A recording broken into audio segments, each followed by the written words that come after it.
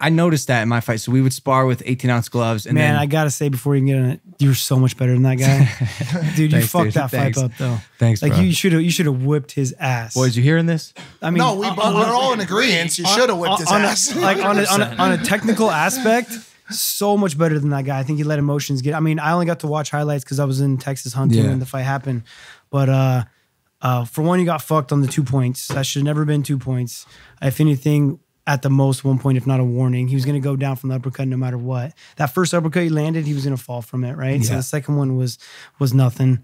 But then also, you shouldn't even have been to that point. Like, to watch tapes of you training in him, like he was throwing punches like a schoolgirl, you know, like just winging them, almost falling down. Like if you would have stayed behind your jab and actually used your distance and your athleticism, you would have won that fight easy. I agree. Yeah, I think something just didn't click that day, and maybe it's learning how to compete. That's what I was going to ask you. Is that like I don't know, I felt better the day of my first fight, the amateur fight, than the professional fight. But I don't know if it was the pressure thing. Like I think like my nerves got to me, and like my immune system was like, fuck y'all, I'm out.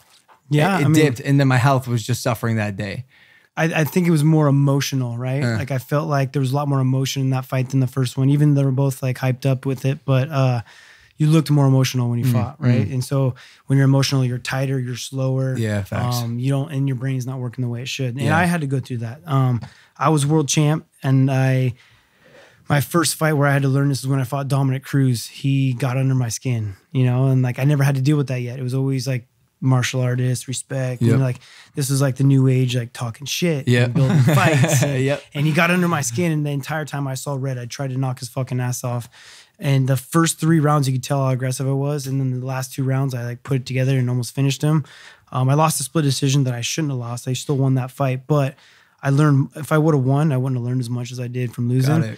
I learned that I had to fight having fun. I'm a guy that when I'm showing off and when I'm just fucking being flashy and you're going showing how much better I am than you, then that's when I perform. But if I'm angry and emotional, I'm going to get tired faster. I'm going to be slower, and I'm not going to stick to the game plan. I remember I think the first fight I saw of yours, and it might have been your championship fight. You were like smiling at the guy, pacing back and forth. You look like you were about to eat this motherfucker. But I'm like, yo, I like this guy. Yeah, thank you, man. Yeah. Thank you.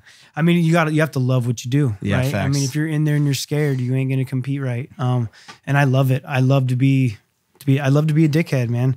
I mean, I get the name, and I mean, people talk about it in practice too. But like I said, I don't like to lose at anything, even if it's practice. And so I step it up to the next level all the time. But if you can't handle the heat, get out the kitchen, you know. Facts.